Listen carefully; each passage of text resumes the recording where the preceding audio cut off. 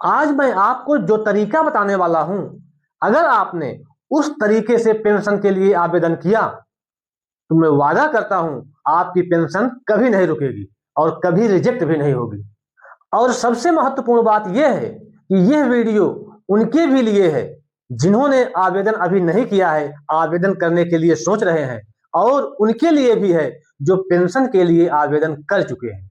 अगर ऐसे लोग इस वीडियो को पूरा देखते हैं तो वह यह समझ पाएंगे कि उन्होंने जो आवेदन किया है पूरी तरीके से सही है या उसमें कुछ गड़बड़ी तो नहीं है।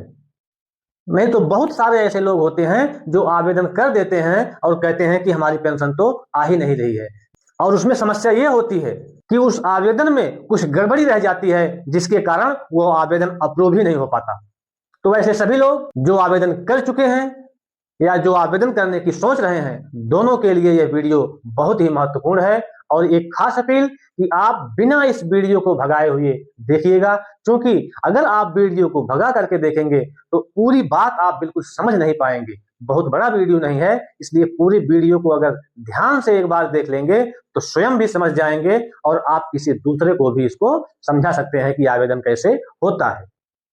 इस वीडियो में वृद्धा पेंशन, विधवा पेंशन और विकलांग पेंशन, इसके लिए आवेदन कैसे होता है और इसमें क्या क्या कागज लगते हैं, दस्तावेज कौन से लगते हैं, इन सब को बिल्कुल आसान भाषा में आज हम समझेंगे। तो आप लोगों से एक खास अपील है कि आप लोग वीडियो देखते हो लेकिन लाइक और सब्सक्राइब नहीं करते हो।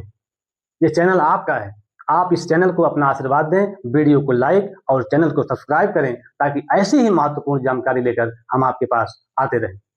सबसे पहले हम यह जान लेते हैं कि पेंशन में आवेदन के लिए कौन कौन से डॉक्यूमेंट्स हमारे पास होने चाहिए। आपके पास इतने कागज होने चाहिए। अब इनके बारे में जरा हम जान लेते हैं।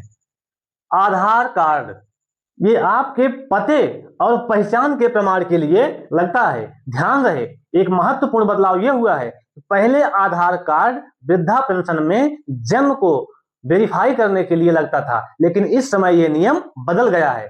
अब जन्म को प्रमाणित करने के लिए आधार कार्ड नहीं लगता है, इसके स्थान पे हाई स्कूल की मार्कशीट हो या परिवार रजिस्टर की नकल हो, ये यहाँ पे लगती है।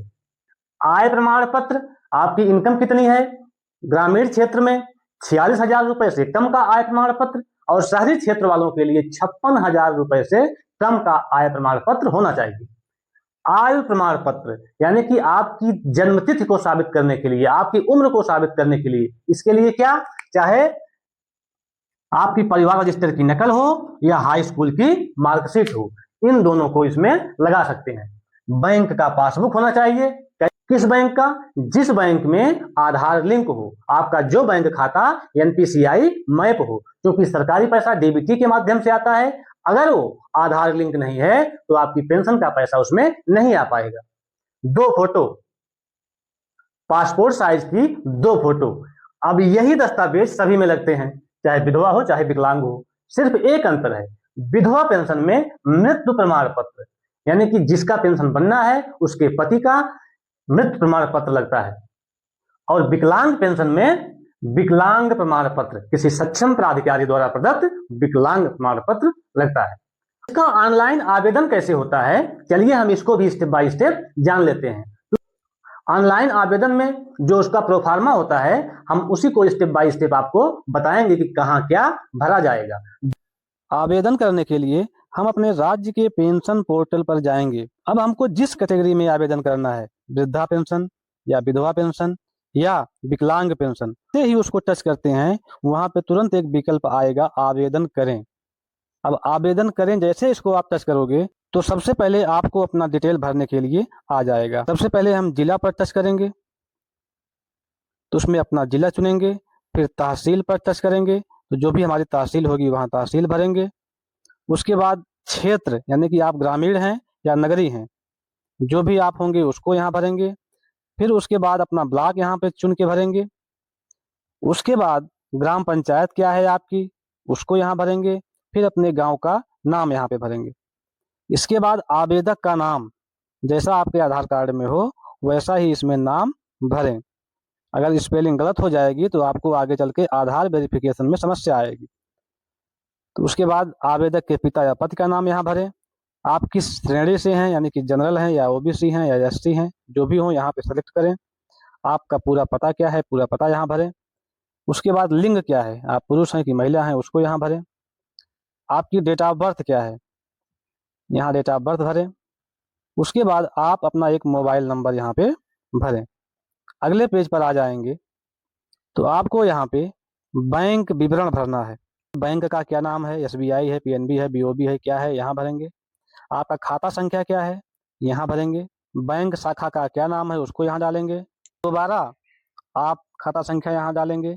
जैसे ही यहाँ डालेंगे दोबारा खाता संख्या, आईएफएससी कोड अपने आप यहाँ पे आ जाएगा। फिर यहाँ पे आपको आय का विवरण देना है। आय प्रमाण पत्र जो हो, यहाँ पे एप्लीकेशन नंबर उसका लिखेंगे। उसका क्रमांक क्या है, उसको यहाँ लिखेंगे। फिर आपको जो दस्तावेज अपलोड करने हैं, आपकी रंगीन पासपोर्ट साइज की फ़ोटो यहाँ पे अपलोड करनी है, 20 KB से कम होनी चाहिए। जन्मतिथि का सर्टिफिकेट जो आपके पास हो, चाहे हाई स्कूल की मार्कशीट हो, चाहे परिवार रजिस्टर की नकल हो, जो भी हो यहाँ पे भरेंगे। और जो घोषणा लिखी है यहाँ पे टिक करेंगे। यहाँ पे टिक करने के बाद एक कैप्चा यहाँ पे दर्ज करेंगे, फिर हम सबमिट कर देंगे। जैसे ही हम सबमिट पर क्लिक करते हैं, ये आगे बढ़ जाएगा। यहाँ पे आप एक स्टेप आपने पूरा कर लिया है। दूसरा स्टेप जैसे खोलेंगे, वहाँ पे आपको फाइनल लॉक करना रहेगा। आप वहाँ पे फाइनल लॉक कर देंगे, या तो अगर पीछे कुछ गलती हुई है तो उसको सुधार भी सकते हैं। अगर नहीं गलती हुई है तो दूसरे स्टेप में फाइनल लॉक कर दीजिए। अब तीसरे स्टेप में आपके आधार का सत्यापन होगा। अब यहाँ पे फिर से लॉगिन करेंगे। आप वही रजिस्ट्रेशन संख्या और मोबाइल नंबर जैसे डालेंगे, आपका अगला स्टेप खुल जाएगा। आधार कार्ड में जो नाम लिखा है वो यहाँ पे लाभार्थी का नाम यहाँ पे डालेंगे। आधार कार्ड नंबर यहाँ पे डालेंगे। यहाँ पे जन्मतिथि जो आपके आधार कार्ड में है उसको यहाँ डालेंगे। उसको डालने के बाद एक कैप्चा होगा, उसको भरेंगे। जैसे ही सबमिट करेंगे, अगर आपने सब कुछ सही भरा है तो यहाँ पे लिखा आएगा आधार सक्सेसफुली ऑथेंटिकेशन, यानी कि आपका आधार सत्यापित हो चुका है। अब इसके बाद आप अंतिम रूप से प्रिंट आउट निकाल लेंगे। आपका आवेदन सफलतापूर्वक हो चुका है। जब आप ऑनलाइन आवेदन कर देते हो तो ये फॉर्म सबसे पहले आपके ब्लॉक में खंड विकास अधिकारी के पास जाएगा जांच के लिए। वे वहां पर ऑनलाइन उसका जांच करेंगे। आपका समाज कल्याण अधिकारी जो आपने हार्ड कॉपी फॉर्म जमा किया है उसकी बारीकी से जांच करेगा। जब खंड विकास अधिकारी आप द्वारा ऑनलाइन किए गए आवेदन को अप्रूव कर देंगे तो वह विकास भवन चला जाएगा। विकास भवन से अप्रूव होने के बाद आपकी पेंशन चालू हो जाएगी। अपने आवेदन की स्थिति जानने के लिए आप जिस पोर्टल पर आवेदन किए हैं उसी के नीचे एक विकल्प होता है नो योर स्टेटस, अपने आवेदन की स्थिति जानें। आप वहां पे अपने आवेदन नंबर डालेंगे और आवेदन में जो मोबाइल नंबर डाले हैं उस मोबाइल नंबर को डालेंगे। एक ओटीपी आएगी। जैसे ही ओटीपी से वेरीफाई करते हैं आपका आवेदन किस स्तर पर लंबित है या कहाँ अप्रूव हुआ है, कहाँ अभी नहीं अप्रूव हुआ है, सब कुछ उसमें दिखाई देगा। और आप लोगों से एक खास अपील है कि आप लोग वीडियो देखते हो लेकिन लाइक और सब्सक्राइब नहीं करते हो। ये चैनल आपका है, आप इस चैनल को अपना आशीर्वाद दें, वीडियो को लाइक और चैनल को सब्सक्राइब करें ताकि ऐसी ही महत्वपूर्ण जानकारी लेकर हम आपके पास आते रहें।